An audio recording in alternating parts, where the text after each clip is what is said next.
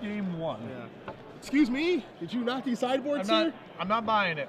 Yeah. There's no way. Too many deck rest in peace is bold. Yeah. I mean, working out for him so far. Jeff is sitting here with 22 points in the standings in 12th place. Not sure if a win's going to knock him into the top 8 or not. I don't think so. It's going to be close. It's going to be very, very close, as Phillip is going to start off here with an Overgrown Tomb into an Arbor Elf. And Jeff actually does have a rest in peace in his hand right now. Yeah. So, as the kids say on the street, had it. Had it. Yeah. Came ready for this matchup. I mean, it makes some amount of sense, I guess, because Jund is very good against creature decks, and then Rest in Peace shores up a lot of places where you're weak. Yeah, I mean, the reason that Jund loses to these type of decks is because of Unburial Rights for the most part, which is super annoying. And being able to take care of that, especially game one, is you're going to see a Mulch here turn over a Restoration Angel, an Angel of Serenity, and a Woodland Cemetery. You know, this sures that up, and it's certainly going to be nice if you're Jeff right now to go, whoopsie-daisies. So here is a Rest in Peace to take care of those cards. Just drew an Unburial, right? So that's pretty good. I think when Jeff was at home building his deck last night, this is how he drew it up. Yep. Because we're going to see an attack for 1 here with an Arbor Elf. Godless Shrine going to come into play tapped. He's going to pass the turn. And I believe Phillip's hand is just lands and an Unburial Rights. Ugh. See a Dreadbore in Jeff's hand. No black mana, it looks like, for him just yet. There's a Godless Shrine. It's gonna pass back. Yeah. Maybe he has a Restoration Angel in hand. There's a Kessig Wolf Run, big follow up. All right, Master of the Fells. Jeff's gonna move up to 20 and put a Wolf token into play. This smells like Restoration Angel. No, he just chose not to attack. A little surprising. Perhaps. Draws a Lingering Souls. Man. Yep. There's that. He's gonna get the front half of this card, but he will not get the back. So 2 Spirit tokens. You see the Wolf come into play? Oh! Alright, untapped draw. Let's see what Jeff finds this turn. Is it a Black Sword Chat? It is a Blood Crypt. So now everything is online for his deck. The black for his deck, not a ton of black in his deck, Patrick. He does have Olivia Voldaren. He actually does have 2 copies of Murder, too. So he's certainly stretching the man a little bit. Farseek can only do so much. Yep. Then 2 copies of Rakdos Return, 3 Slips, and a Dreadbore. 2 Lilianas, too. Wow. Okay, so, I mean, his white splash is very, very small. For him to be able to do that, he does have the Overgrowns, the Blood Crypts, or the Woodland Cemeteries. So that's going to be 12. 2 Dragon Skull Summons, too. I was looking to see if he had a Godless Shrine, but he does not. Yeah, so the mana's pretty strained, but obviously he feels like Rest in Peace is worth going out of his way for. Yeah, it's not overboard. And now we're here. So passing the turn back. So Huntmaster, ting, ting, ting. Gonna take care of Arbor Elf. Ravager of the Fells has shown up to the party. Now Jeff's gonna draw a card. It's a Stomping Ground. I think our hand's all removal. I wouldn't be surprised to see us just dump everything into our Wolf Run. There's also a Garrett Primal Hunter over there. Oh, he has a Garrett in hand? And it is castable. Okay, that seems better. I thought his hand was just removal spells. Not just the nuts. Removal spells and a Planeswalker. He's going to draw 4 cards. Drew a lot of lands off that, but he drew another Garrett, too. A little surprised to see him draw a card instead of make a beast there. Yeah, drawing cards is a little weird to me when you have Wolf Run in play. It's not like you're going to run out of things to do with your mana. Yeah. All right, Thrag Tusk for Phillip is the draw. Save me! It saved a lot of people on its day. Yeah, I would be surprised if it's sufficient here. See Jeff going to draw a card. Rakdos return the draw. Phillip with a decent amount of cards in his hand, so that's certainly an appealing option here.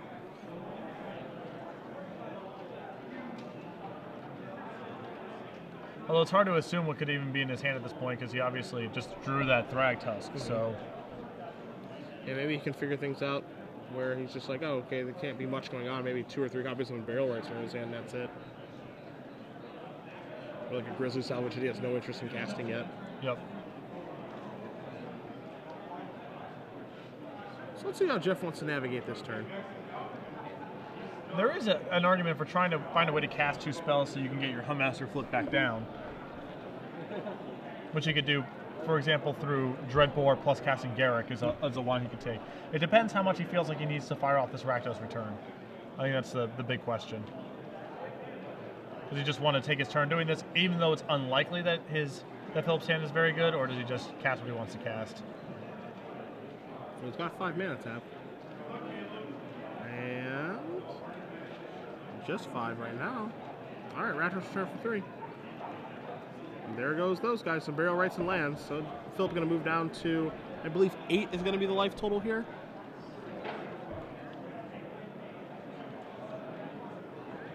Is he willing to pull the trigger on the Dreadboard? Now that's a big question. Yeah, I guess it's, how does he feel about needing the insurance against an Angel of Serenity off the top? So now Wolf Token bites the dust, not willing to send in the Ravager. It looked like his turn is a little... So Jeff's turn looked like it was a little confused there because it looked like he wanted a Dreadbore and then he didn't want a Dreadbore. And so if he's not going to do that, then he should have returned for the full amount that turn. Yep. It looked like he was a little complicated in his thoughts. And so that game's going to end there. So Jeff is going to be up a game here. So, yeah, Phillip just not willing to play out anymore against the main deck, rest in peace. And Yeah. so we can go to the sideboard here. Phillip has 3 copies of his 6 slime. I imagine we're going to see here. He has some Faith Menders, an Obsidat, a Tragic Sleep, and his own Garrick. All of these seem like fairly solid cards to go to. What we're looking at over on our guy who already seems pretty heavily metagamed for this matchup. Yeah, he does. You see those 2 rest in peace in the main deck. You see a 3rd one on the sideboard, an additional Bonfire of the Damned to go with his 1 main deck. 2 Duress, 2 Pillar Flame, a Rakdos Return, an Abrupt Decay, 2 Underworld Connections, a Liliana of the Veil, 2 Slaughter Games, and 2 Vraska the Unseen. So I think we're going to see Slaughter Games come in, probably just for Angel of Serenity, but the situation dictates what you name. Yes. It's not 100% like it would be against a Hallowed Fountain deck where you name Sphinx's Revelation and then try to outcard them yourself. Yeah. You could even imagine a situation where he's got, Rest in Peace plus Underworld Connections online and going. He's actually willing to name Acidic Slime. Yeah. That's So it's not. realistic. It doesn't just have to be Angel of Serenity. There's plenty of other reasonable targets. Thragtusk at times is the most meaningful card, and so it's important to just be pretty open-minded about where you're using Slaughter Games instead of having a plan ahead of time, because different cards have different value depending on what the texture of the game is like. Underworld Connections, if he does want to try to pull ahead on cards, he's going to be on the draw this game, though. And, without an Arbor Elf start, which Jeff only has 2 of, Underworld Connections might be a little too slow because the Junk Reanimator deck can get in front of you so quickly with its mana accelerants. Abrupt Decay, not so much. Rakdos Return, it's pretty meh. Unless you already have a Rest in Peace in play, then it's pretty good, actually. Kind of like Pillars, but I don't love them. Just for the fact that you can control their mana accelerants, a little bit. Kind of like Bonfire when you know your opponent has Lingering Souls in their deck, plus they have those mana accelerants. How many? We have 2 Arbor Elves and 4 Pilgrims. Yeah, so 6 things to I would off. want Pillar on the draw. Okay. I think on the play, you probably have enough 2-mana removal to keep up with it. You may be able just to kind of keep pace even if they have an accelerant. On the draw, I think it's very important for Jeff not to just get pushed out of the gate. Yeah. I mean, he's certainly got some cards that he can sideboard out here. I wouldn't want anything to do with Liliana of the Veil. You can make an argument for keeping Dreadboard in. He does have 3 Tragic Slips to be able to take mana accelerants early and an Angel of Serenity late. Don't love Assemble the Legion in this matchup either. Do like the Murders, do like the Dreadbore, do like Bonfire in this matchup. Maybe Mortars is pretty meh. So he's got some things that he can move in and out. Definitely some working pieces. How he wants to go about moving those cards in and out, that's a different story. Yeah, Mortars, to me, the big question about whether you want Mortars against the Junk Reanimator deck is based on if they have Centaur Healer or a Smiter. That, to me, is the big tipping point, because it's a little awkward to deal with. It's like Smiter can be awkward to deal with in some spots if you don't have a clean removal spell for it, whereas Centaur Healer is kind of meh at all times. It's not much of a clock. It doesn't really affect the board very much. So, but, at this point, Jeff, unless he knows Phillip's deck or, just is going to be willing to guess on it, really has no way of knowing whether it's Centaur Healer or Smiter. Yeah. And we know, taking a look at the deck list, that there are 2 healers there, no Smiters. If that's the case. 2 healer, no Smiter in the 75. Okay. So, of course, Jeff did not see that game 1 either, so we'll see if maybe that influences the sideboard because he's probably played the matchup a time or 2. Played a matchup enough to know that he wants recipes in his main deck, I guess. Yeah, that's true. Maybe a time or 20. Maybe I was misspoken.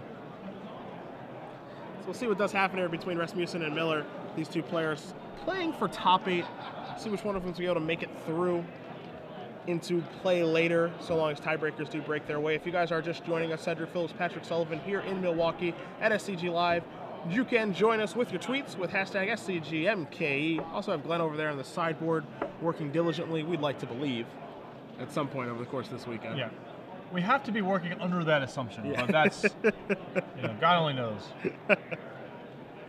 Also noteworthy, these players are X1 and 1. Phillip's tiebreakers are actually quite good, and Jeff's are quite bad.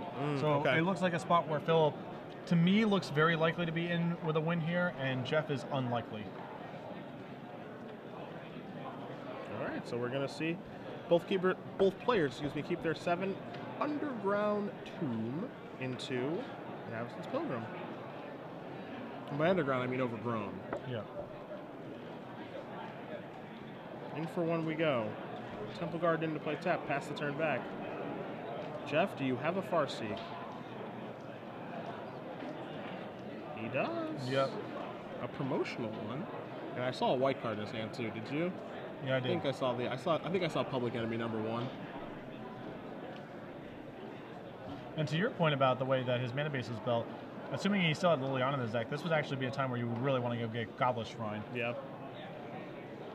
Well, he may not want Liliana for this matchup, but there are certainly other matchups where he will. Yeah, just talking about his mana base in general. Yeah, no, for sure. In the abstract, you would be wanting to get. Well, he has Underworld connection, so yeah, he definitely would have wanted to get a Goblet Shrine there. A lot of double black spells. So we're gonna go with Olivia this turn. Yep. I like it. Puts him to the test, right?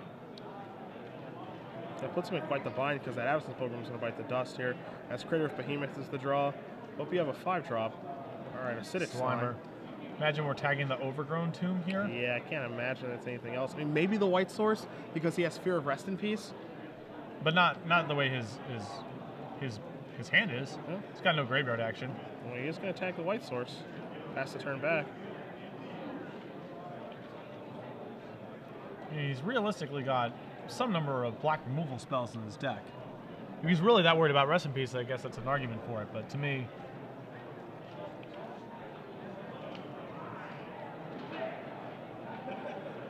So we're taking out the Acidic Slime and shipping for 5? A little surprised that we wouldn't kill the Pilgrim first. Yeah, I think you would want to cut his mana a little bit, especially with this, as we're going to see an attack here for 1, he can't just bring back that Acidic Slime with an Unburial Rites. Yep. So I wouldn't want to open my opponent up to that avenue of play. All right, well, here comes Olivia. In for 5 more. Ping that. Let's make a 6. All right, there's a Farseek. Maybe search out another White Source here. Yeah, Temple Garden. Yep. And there's a Thragtusk. So Phillip's hand is Thragtusk, Craterhoof Behemoth, and lands. But it's going to be a real struggle for him to handle Olivia, obviously.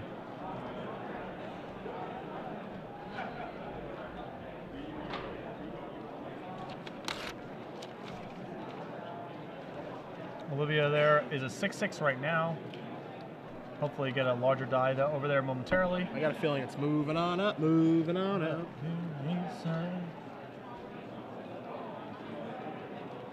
In for 6 we go again. 2-turn clock right now. So now, see a Mortar is going to take out that Thragtusk. We'll leave it behind a 3/3 token. And I would probably just Rest in Peace here. Yeah, and that's shut the door on any graveyard shenanigans. Yep. See a Dreadboard here too, along with that Underworld Connections Huntmaster in Jeff's hand, basically saying, "Hey man, you got to have that White Source, maybe another land for an Angel of Serenity right now for me to even care about what you're doing. If you don't, it's just over." So I really do like that last turn. Yep, quite a bit. We've seen this song and dance before with Jun. As Phillip Miller is going to extend the hand, he is defeated by Jeff Rasmussen 2-0. From his 4-colored mid-range, you can call it Jun with white if you'd like, deck. Basically a Jun deck starting 2 copies of Rest in Peace and Assembled Allegiance. So, we've seen this song and dance before with Olivia Valderin where unchecked, game over. Yep. And we just saw another case of that. That is a card I'm actually going to be pretty happy when it rotates out, I feel like. You a little tired of that one? The way that it determines games at times is pretty unsatisfying. I've been on the... we play the same type of decks. The decks that I build aren't particularly weak to Olivia. Okay. I'm saying that from a commentator standpoint, from the holistic experience of everyone in the room, I'm saying that I think it is a net negative. Okay. And I'm going to be happy when that is no longer part of standard matches I have to commentate. Well, I am on the side of when my opponent plays it, I feel like I can't possibly win. Yep. So I've certainly had enough of it, and I cringe every time my opponent ever taps out to cast one, as I